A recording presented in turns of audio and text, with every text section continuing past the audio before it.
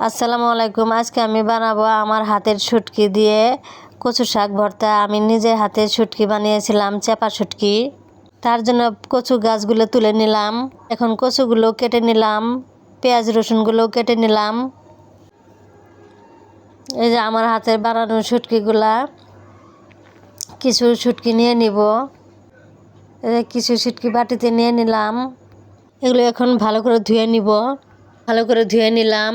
এখন কড়াইতে আমি একটা পাতা দিলাম, দিয়ে এই যে একে একে সব শুটকিগুলো দিয়ে দিলাম, দিয়ে একটু লবণ দিয়ে দিব, দিয়ে এখন একটু তেল দিয়ে দিব, দিয়ে ভাজে নেব। এখন ভেজে নিতেছি।